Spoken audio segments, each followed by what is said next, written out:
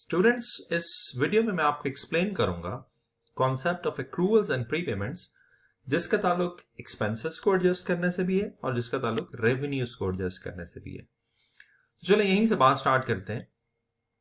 Both accruals and prepayments are end of year adjustments to find true financial performance and position that is in line with accrual basis of accounting. अब यहां पे दो चीजें जो मैंने highlight की हैं, हमें इसको मजीद समझना पड़ेगा। एंड ऑफ ईयर एडजस्टमेंट्स क्या होती हैं? एज अकाउंटिंग स्टूडेंट आप जानते हैं कि जब हमारा अकाउंटिंग पीरियड खत्म हो जाता है तो हम कुछ एडजस्टमेंट्स करते हैं। उस एडजस्टमेंट करने की मेजर वजह यह है कि हम एक सही मानों में फाइनेंशियल परफॉर्मेंस और पोजीशन को जान सकें। इसका मतलब यह है कि साल गुजरने के साथ कुछ ऐसी ट्रांजैक्शंस हो सकती हैं जो सही तरीके से रिकॉर्ड नहीं हुई और हमें उनको सही करने के लिए कुछ एंड ऑफ ईयर एडजस्टमेंट्स करनी पड़ती हैं। इन्हीं एडजस्टमेंट्स में से एक एडजस्टमेंट एक्रूवल्स और प्रीपेमेंट्स की है। दूसरा कॉन्सेप्ट जो मैंने यहां पे लिखा है दैट इज वेरी इंपॉर्टेंट, ये आपको बिल्कुल समझ आना चाहिए, एक्रूवल बेसिस ऑफ अकाउंटिंग, क्योंकि एक्रूवल्स और प्रीपेमेंट्स का ताल्लुक इसी कॉन्सेप्ट के साथ है। तो चले यहां पे हम एक्रूवल बेसिस से पहले भी एक कैश बेसिस ऑफ अकाउंटिंग को डिस्कस करते हैं। We know there are two basis of accounting जिसके तहत हम रेवेन्यूज और एक्सपेंसेस को रिकॉर्ड करते हैं।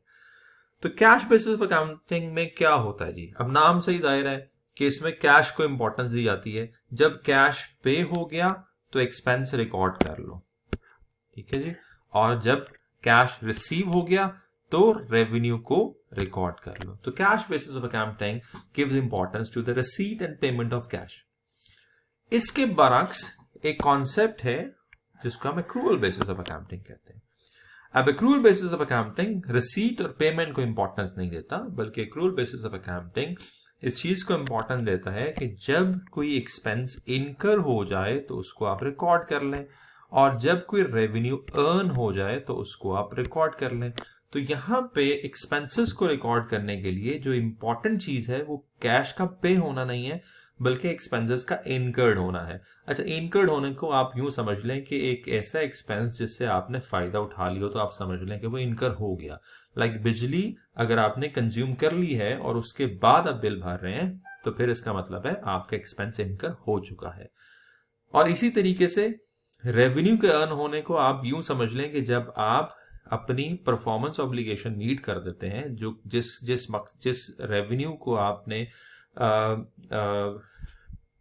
अर्न किया, अगर आप वो उससे मुतल्लिका काम कर देते हैं तो इसका मतलब है रेवेन्यू अर्न हो गया है। फॉर एग्जाम्पल, अगर मैं पढ़ाता हूं और अगर मैंने पढ़ा दिया है तो इसका मतलब है मैंने रेवेन्यू अर्न कर लिया है। तो अगर मैंने जो काम करना था वो कर दिया है तो इसका मतलब है रेवेन्यू अर्न हो गया। अब पैसे नहीं मिले, ये अलग बात है। तो यहां पे अब कुल मिला के 4 वर्ड्स जो हैं वो आपको बड़े इंपॉर्टेंट हैं, जो कि आगे फिर मैं उसी वर्ड्स को लेके समझाऊंगा। कैश बेसिस ऑफ अकाउंटिंग में जो इंपॉर्टेंट वर्ड्स हैं वो पेमेंट और रिसीट के हैं, ठीक है जी। और एक्रूवल बेसिस ऑफ अकाउंटिंग में जो वर्ड हैं वो इनकर्ड और अर्न्ड के हैं। तो अब इन्हीं वर्ड्स को पिक करते हुए, पेड और इनकर्ड का वर्ड एक्सपेंसेस से रिलेटेड है और रिसीट और अर्न का वर्ड जो है वो रेवेन्यू से रिलेटेड है। इन्हीं वर्ड्स को पिक करते हुए मैं कुछ कॉम्बिनेशंस बनाता हूं और फिर आपको आई गेस बड़ी आसानी से समझ आ जाएगा कि ये एडजस्टमेंट्स हैं क्या। तो चलें स्टार्ट करते हैं एक्सपेंसेस से। अब एक्सपेंसेस में कॉम्बिनेशन बनाते हैं जी वर्ड्स के, पेड और इनकर्ड। 2 वर्ड्स हैं। कैश बेसिस कहता है पेड हो जाए खर्चा रिकॉर्ड कर लो, एक्रूवल बेसिस कहता है इनकर्ड हो जाए तो खर्चा रिकॉर्ड कर लो। तो चलें, अब क्या पॉसिबिलिटीज हैं? ये पॉसिबिलिटी है कि एक्सपेंस पे भी हो जाए और इनकर भी हो जाए। इसका मतलब है कि हमने बिजली कंज्यूम भी कर ली है और उसके बाद उसका बिल पे भी कर दिया है, तो ये एक नॉर्मल एक्सपेंस है, ठीक है, और इसको हम सिंपल एक्सपेंस कह देते हैं। और अगर ऐसा हुआ है और अगर आपने कोई ऐसी ट्रांजैक्शन की है जिसमें आपने उस एक्सपेंस का बेनिफिट भी ले लिया है और उसको पे भी कर दिया है, तो उसकी एक नॉर्मल सी एंट्री पास होती है, expense debit cash credit. So there is no problem, इसके लिए एडजस्टिंग एंट्री की जरूरत नहीं है। लेकिन लेट्स से एक और कॉम्बिनेशन है, एक एक्सपेंस पे कर दिया है लेकिन इनकर नहीं हुआ, हमने अभी उससे रेलेवेंट बेनिफिट नहीं लिया, पे कर दिया है, एडवांस में पेमेंट कर दिया है, एडवांस में बिजली का बिल भर दिया, एडवांस में टेलीफोन का बिल पे कर दिया, एडवांस में हमने किसी को फीस दे दी है। तो ये एक एग्जांपल है किस चीज की? प्रीपेड एक्सपेंस की। तो इसको हम कहते हैं prepaid expense. Now that is a pre payment. तो क्या है जी, एक्सपेंस पे कर दिया, इनकर नहीं हुआ। अच्छा, अब एक और कॉम्बिनेशन ये हो सकता है कि आपने एक्सपेंस अभी पे तो नहीं किया लेकिन इनकर हो गया। लाइक बिजली आपने कंज्यूम कर ली है इस महीने की, लेकिन अभी आपने बिजली का बिल नहीं भरा। तो ऐसे एक्सपेंसेस को हम क्या कहेंगे, इसको हम कहते हैं जी एक्रूड एक्सपेंस। तो ये एक और कॉम्बिनेशन हो गया और इसको हम कह रहे हैं एक्रूअल। और क्या हो सकता है, और ये हो सकता है कि आपने एक एक्सपेंस पे नहीं किया और वो इनकर भी नहीं हुआ, तो obviously there is no expense. तो ये तो ऑब्वियसली कॉम्बिनेशन अगर होगा तो it means there is no transaction, there is no activity. तो यहां से आप जरा पिक करें दो कीवर्ड्स, पेड और इनकर्ड, उन दोनों के कॉम्बिनेशंस बनाएं तो आपको यहां पे जब कॉम्बिनेशन में एक चीज मिसिंग होगी तो वहां पे एक एडजस्टमेंट आपको करनी पड़ेगी, और उस एडजस्टमेंट का नाम मैंने आपको बता दिया, प्रीपेड एक्सपेंस और एक्रूड एक्सपेंस। अब यहां पे इसको मैं एक एग्जाम्पल से समझाता हूं, ठीक है जी। हम इसकी जनरल एंट्रीज भी देखते हैं, एडजस्टिंग एंट्रीज भी देखते हैं, और उसके बाद इसके इफेक्ट जो पॉसिबल हैं इनकम स्टेटमेंट और बैलेंस शीट में वो भी देखते हैं। तो सबसे पहले स्टार्ट करते हैं एक्रूड एक्सपेंस से। तो अगर आपका एक्रूड एक्सपेंस है तो क्या एडजस्टिंग एंट्री होगी, आप एक्सपेंस को डेबिट करेंगे और एक्रूड एक्सपेंस को क्रेडिट करेंगे। एक्सपेंस को आप क्यों डेबिट करेंगे, क्योंकि एक्सपेंस इनकर तो हो गया है और एक्रूअल बेसिस कहती है जब इनकर हो जाए तो रिकॉर्ड कर लो। और एक्रूड एक्सपेंस को क्रेडिट क्यों करेंगे, क्योंकि कैश तो पे नहीं किया तो कैश क्रेडिट नहीं हो सकता, तो एक लायबिलिटी बनाएंगे और उस लायबिलिटी का नाम हमने रख दिया एक्रूड एक्सपेंस। अब होगा क्या, इससे स्टेटमेंट ऑफ कॉम्प्रिहेंसिव इनकम है, जिसको हम इनकम स्टेटमेंट भी कहते हैं, हमारे मुतल्लिका एक्सपेंसेस में इजाफा हो जाएगा। So accrued expenses will result in increase in expenses. और स्टेटमेंट ऑफ फाइनेंशियल पोजीशन में हमारी करंट लायबिलिटीज में इजाफा हो जाएगा, क्योंकि बेसिकली एक्रूड एक्सपेंस जो है वो एक लायबिलिटी है, ठीक है जी। अब आ जाए प्री पेमेंट पे। अच्छा, प्री पेमेंट में एक ट्रिक होता है, वो आपको जरूर समझना है। तो प्री पेमेंट की एडजस्टिंग एंट्री का ताल्लुक इस बात से है कि इनिशियल एंट्री अकाउंटेंट ने क्या पास की। तो initially there are two possibilities कि जब ये प्री पेमेंट हुई होगी तो अकाउंटेंट ने कैश तो क्रेडिट किया लेकिन डेबिट किसको किया, तो देयर आर टू पॉसिबिलिटीज। ये हो सकता है कि अकाउंटेंट ने उसको डेबिट किया एक्सपेंस को, और ये भी हो सकता है कि अकाउंटेंट ने उसको डेबिट शुरू में ही कर दिया प्रीपेड एक्सपेंस को। तो अब इन दोनों से रिलेटेड जो एडजस्टिंग एंट्री है उसमें फर्क होगा। तो नॉर्मल बाय डिफॉल्ट अगर आपको क्वेश्चन में कुछ नहीं बताया गया तो बाय डिफॉल्ट हम जो चीज लेते हैं वो ये है कि अकाउंटेंट ने इनिशियली इसको एक्सपेंस रिकॉर्ड किया होगा। तो फर्ज करते हैं कि एक एक्सपेंस जो एडवांस में पे किया गया, अकाउंटेंट ने उसको शुरू में ही एक्सपेंस लिख दिया। अब उसकी एडजस्टिंग एंट्री कैसे होगी, एडजस्टिंग एंट्री ऐसे होगी कि अगर उसमें कुछ प्री पेमेंट शामिल है तो हम उसमें से जो प्रीपेड एक्सपेंस होगा उसको डेबिट कर देंगे और एक्सपेंस को हम क्रेडिट कर देंगे। तो ऐसी सूरत में जो एडजस्टिंग एंट्री होती है वो प्रीपेड एक्सपेंस टू एक्सपेंस होती है। इस एडजस्टिंग एंट्री से होगा क्या, हमारे मुतल्लका एक्सपेंसेस में कमी आ जाएगी और हमारे करंट एसेट्स में इजाफा हो जाएगा, ठीक है। क्योंकि प्री पेमेंट है, अभी हमने इससे फायदा नहीं उठाया, ये हमारा एक्सपेंस नहीं है, इसको हम एक्सपेंसेस में से निकाल देते हैं। अगर हमारा ये एक्सपेंस नहीं है तो फिर क्या, ये हमारा एसेट है तो उसको हम एसेट्स में ऐड कर देते हैं, सिंपल एसेट। और मोस्ट ऑफ द टाइम आपको जो एडजस्टमेंट आ रही होती है वो इसी तरह आ रही होती है। हाँ, अगर वो उस एडजस्टमेंट में ये कह दे कि इनिशियली जब एक्सपेंस हुआ था तो अकाउंटेंट ने उसको एसेट बना लिया था, प्रीपेड एक्सपेंस बना लिया था, तो अगर ये इनिशियली एंट्री पास हुई है और क्या पास हुई होगी, prepaid expense debit cash credit, तो फिर अब प्रीपेड तो शुरू में रिकॉर्ड हो गया, अब आपको उसका एक्सपेंस रिकॉर्ड करना होगा। तो ऐसी सूरत में जो एंट्री आप पास करेंगे वो एक्सपेंस डेबिट होगी और प्रीपेड एक्सपेंस क्रेडिट होगी। और ऐसी सूरत में क्या होगा, आपके एक्सपेंसेस जो हैं वो इनकम स्टेटमेंट में आएंगे और आपकी जो प्री पेमेंट्स हैं वो कम हो जाएंगी। क्योंकि हुआ क्या, हुआ ये कि अकाउंटेंट ने जैसे ही एक प्री पेमेंट हुई तो सारी प्री पेमेंट में डाल दी। अब जब साल खत्म हुआ होगा तो कुछ प्री पेमेंट तो एक्सपायर होगी, तो जितनी प्री पेमेंट एक्सपायर हो गई है, हमने जितना फायदा उठा लिया है उसको अब हमने एक्सपेंस रिकॉर्ड करना है। और जब हम एक्सपेंस रिकॉर्ड करेंगे तो फिर डेफिनेटली इनकम स्टेटमेंट में वो एक्सपेंस जाने चाहिए और हमारा प्री पेमेंट कम होनी चाहिए। तो यहाँ पे स्टूडेंट्स ये जहन में रखिएगा कि ये जो प्री पेमेंट की जो एडजस्टमेंट है वो दो तरह से आ सकती है। एक में अकाउंटेंट ने इनिशियल एंट्री एक्सपेंस की पास की थी, फिर आप एडजस्ट करते हैं, और एक में अकाउंटेंट ने एंट्री प्री पेमेंट की पास की थी और फिर आप एडजस्ट करते हैं। तो इस चीज का आपने ख्याल रखना है। अब इसको हम कुछ एग्जाम्पल्स के साथ और कुछ ट्रांजैक्शंस के साथ समझते हैं जो भी हमने लर्न किया है।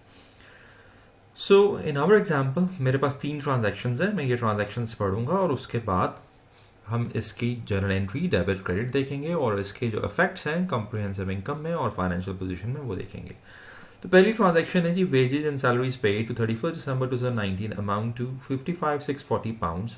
However, at that date 11/20 is owing. This amount is paid on 4 January 2020.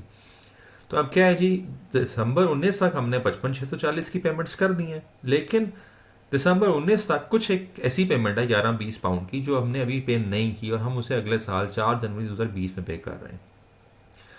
अब वेजेस एंड सैलरीज हमने ओइंग का मतलब ये है कि वेजेस एंड सैलरीज ड्यू हो गई हैं, पे अभी नहीं की, पे हम अगले माह कर देंगे। एक्सपेंस हो गया लेकिन पे नहीं की, तो this is an example of accrued expense, जिसमें एक्सपेंस पे नहीं किया लेकिन इनकर हो गया।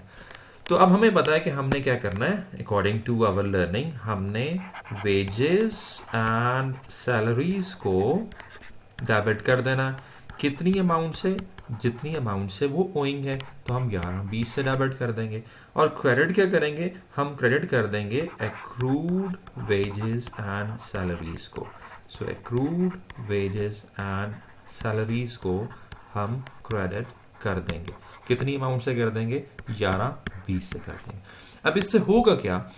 इससे ये होगा कि आपकी जो इनकम स्टेटमेंट है उसमें जो सैलरीज और वेजेस हैं, सैलरीज एंड वेजेस, वो 55,640 तो आपकी आ रही होंगी ट्रायल बैलेंस है, लेकिन उसमें आप 11-20 जमा कर देंगे और जमा करके जो टोटल एक्सपेंस है वो आ जाएगा। और दूसरा, बैलेंस शीट में जब आप करंट लायबिलिटीज लिख रहे होंगे तो उसके अंदर आप ये वाली जो करंट लायबिलिटी है जिसको हमने नाम दे दिया एक्रूड वेजेस एंड सैलरीज, ये भी लिख देंगे, ये भी ऐड कर देंगे। और कितनी अमाउंट से ऐड कर देंगे? 11-20 से। तो 11-20 बैलेंस शीट में क्या था लायबिलिटी और 11-20 जमा हो गया। और यही हमने कहा था कि एक्रूड एक्सपेंस को हम ऐड करते हैं इनकम स्टेटमेंट में और ऐड करते हैं बैलेंस शीट में एज अ करंट लायबिलिटी। अब दूसरी मिसाल देख लेते हैं। दूसरी मिसाल क्या है जी? Rates totalling 3565 have been paid to cover the period 1 January 2019 to 31 March 2020. The entire amount is recorded as an expense. अच्छा, अब इसमें देखें हुआ क्या है कि आपने रेट्स पे किए हैं 1 जनवरी से लेकर 31 मार्च 2020, 1 जनवरी 19 से लेकर 31 मार्च 2020 तक। अब यहाँ पे आप देखें तो 1 जनवरी 2019 से 31 दिसंबर 2019 12 माह बनते हैं और 1 से 31 मार्च 3 माह बनते हैं। तो बेसिकली आपने 15 माह के रेट्स पे कर दिए हैं।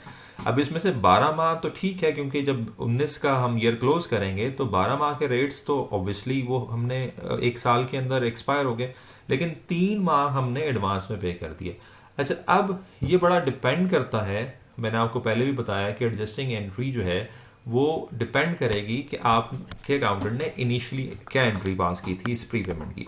तो यहाँ पे ये लिखा है कि entire amount has been recorded as an expense. Accountant ने सारा का सारा अमाउंट जो है वो एज एन एक्सपेंस रिकॉर्ड कर लिया था।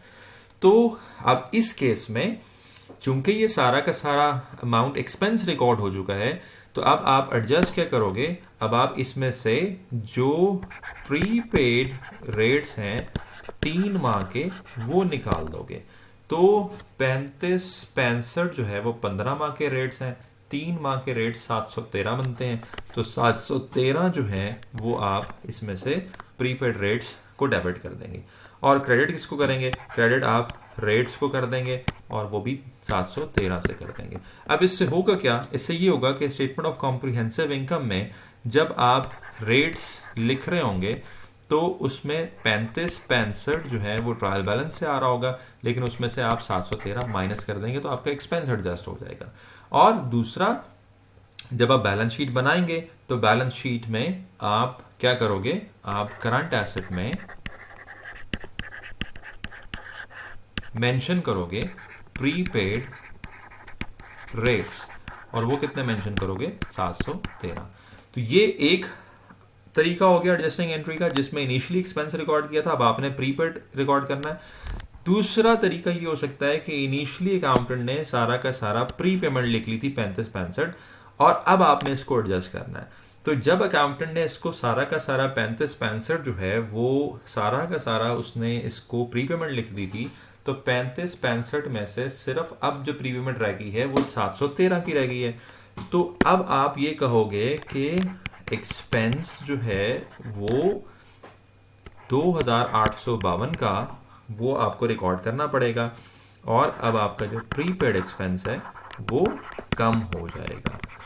कितने से कम हो जाएगा? ऑब्वियसली 2852 से कम हो जाएगा। उसकी वजह क्या है? उसकी वजह ये 12 माह गुजर गए हैं, 12 माह के रेट्स एक्सपायर हो गए हैं, 12 माह का एक्सपेंस का आपने बेनिफिट ले लिया, तो 12 माह का खर्चा आप रिकॉर्ड कर और उससे प्रीपेमेंट कम कर दो। अब इससे क्या होगा? इससे ये होगा कि स्टेटमेंट ऑफ कॉम्प्रिहेंसिव इनकम में जब आप रेट्स लिखोगे तो कितनी अमाउंट से लिखोगे? 2852 से। अच्छा, ऊपर भी जब आपने इसको 35-65 में से 713 माइनस किए थे तो तब भी 2852 ही आया होगा। तो इधर वे हमारा एक्सपेंस सेम है, तरीकाकार जरा मुख्तलिफ है।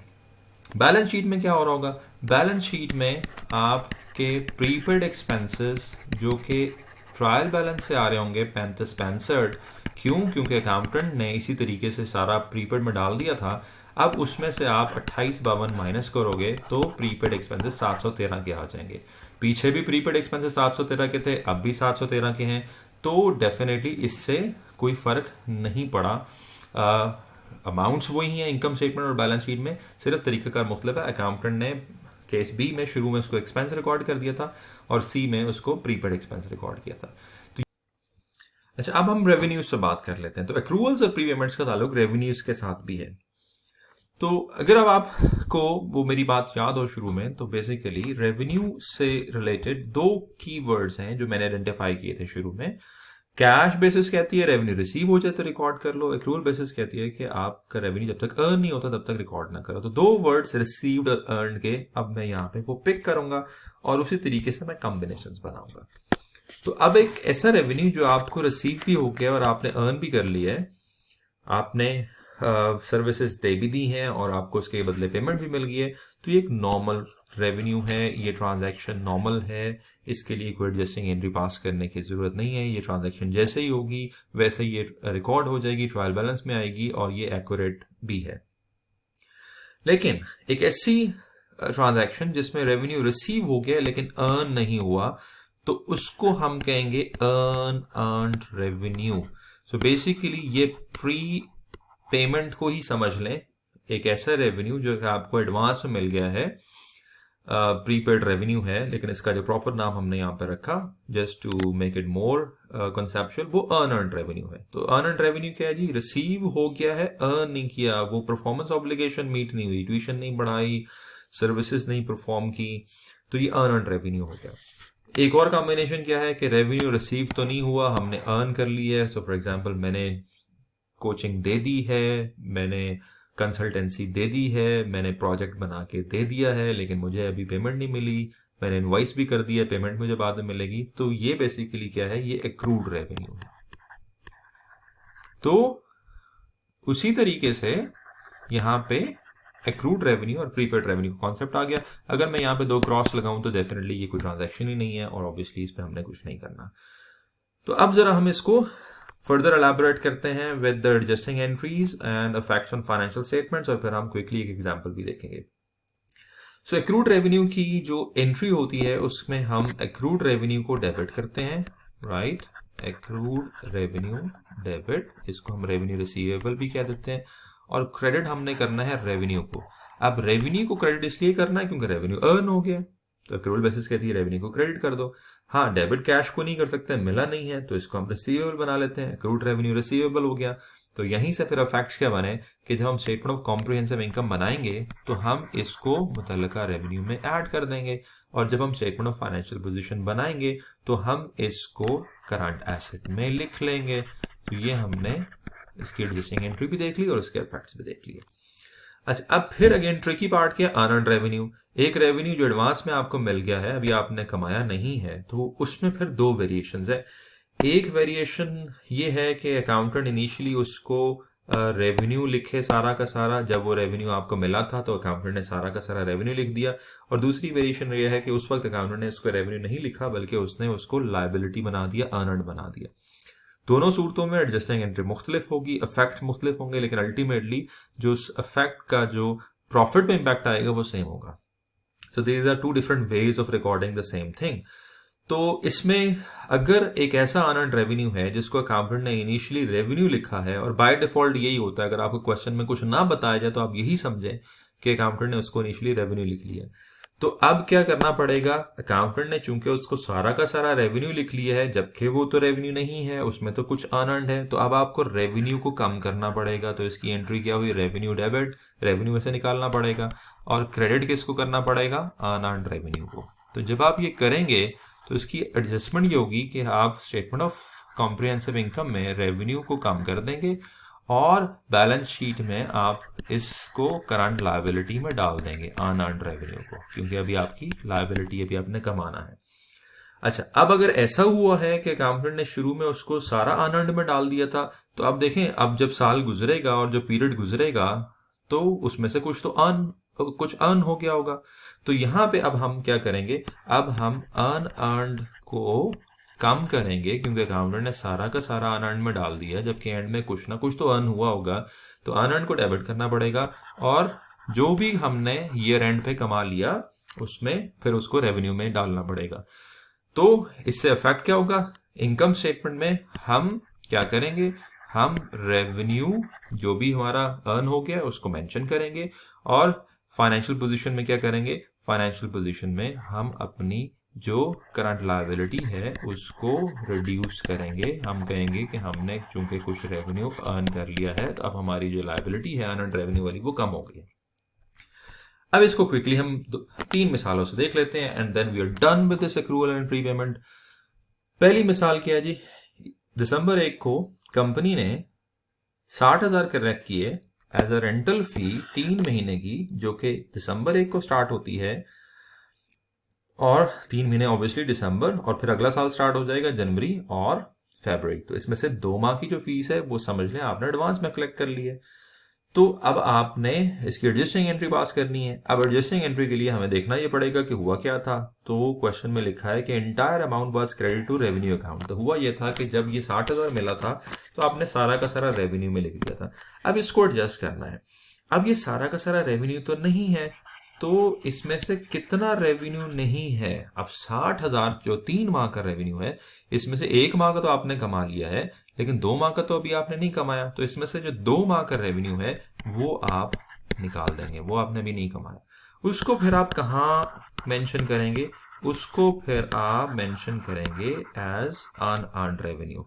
ठीक है जी, तो इसको आप as an unearned revenue mention कर देंगे 40,000 से। अब होगा क्या, होगा ये कि जब आप इनकम स्टेटमेंट बना रहे होंगे और उसमें जब आप रेंटल फी लिख रहे होंगे, तो रेंटल फी 60,000 तो आ रही थी ट्रायल बैलेंस से, लेकिन उसमें से फिर आप 40,000 माइनस कर देंगे, तो रेंटल फी बकिया कितनी रह जाएगी, 20,000।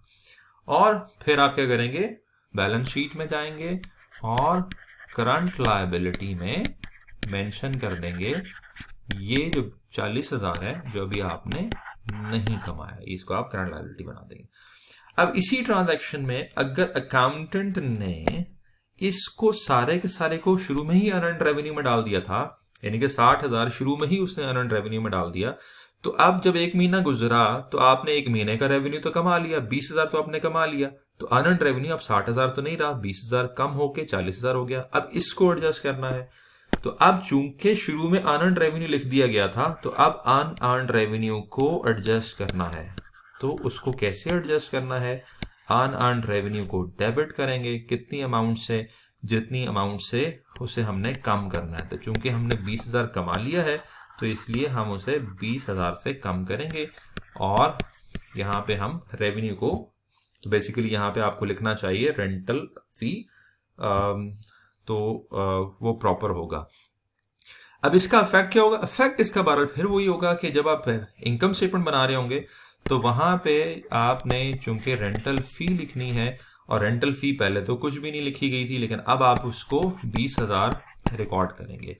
और बैलेंस शीट में आप क्या करेंगे, आप अनअर्न्ड रेवेन्यू को, जो कि अनअर्न्ड रेंटल फी को, जो कि बैलेंस शीट ट्रायल बैलेंस से 60,000 का आ रहा होगा, उसमें से आप 20,000 माइनस कर देंगे तो वो कितना रह जाएगा, 40,000। अच्छा, अब हो क्या रहा है, इफेक्ट वही आ रहा है। दोनों सूरतों में इनकम स्टेटमेंट में 20,000 गया रेवेन्यू, और दोनों सूरतों में बैलेंस शीट में 40,000 का अनअर्न्ड रेवेन्यू गया। सो बेसिकली इनिशियल एंट्री को जरूर ज़हन में रखें, और अगर वो इनिशियल एंट्री मेंशन नहीं कर रहे तो आप समझें कि बाय डिफॉल्ट अकाउंटेंट उसको रेवेन्यू में लिख रहा है। एक last transaction and then we are done. 31 दिसंबर 2019 को कंपनी ने इनवॉइस सेंड की 60,000 की अगेंस्ट द सर्विसेज जो उसने दे भी दी हैं, और जो कंपनी है, जो कस्टमर है, उसने अगले माह जनवरी में उसकी पेमेंट की। अब इसका मतलब ये हुआ कि हमने सर्विसेज दे दी हैं, लेकिन उस सर्विसेज के अगेंस्ट हमें पेमेंट नहीं मिली। हमने रेवेन्यू अर्न तो कर लिया है, लेकिन उसके अगेंस्ट हमें कैश नहीं मिला। तो अब ये एक्रूड रेवेन्यू का एग्जाम्पल है, और हमने सीख लिया है कि अगर कैश नहीं भी मिला तो हम क्या कर सकते हैं, हम एक्रूअल कर सकते हैं, और हम इसको एज एन एक्रूड रेवेन्यू जो है वो लिख सकते हैं। तो यहाँ पे हम इसको लिख देते हैं एज एन एक्रूड रेवेन्यू, और इसमें हम क्या करेंगे, इसमें हम क्रेडिट कर देंगे रेवेन्यू को, क्योंकि एक्रूअल बेसिस ये कहती है कि अगर हमने सर्विसेज दे दी हैं, अगर हमने रेवेन्यू अर्न कर लिया है तो वो रेवेन्यू हो गया, उसको रिकॉर्ड कर लो। हाँ, डेबिट कैश को नहीं कर सकते, कैश नहीं मिला तो उसको आप रिसीवेबल बना लो। अब इससे क्या होगा, जब आप इनकम स्टेटमेंट में जाओगे तो आप क्या करोगे, आप इस 60,000 को रेवेन्यूज में ऐड कर दोगे। ठीक है जी, तो 60,000 हमारे रेवेन्यूज बन गए। और बैलेंस शीट में क्या होगा, बैलेंस शीट में आप करंट एसेट में इस एक्रूड रेवेन्यू को मेंशन करोगे।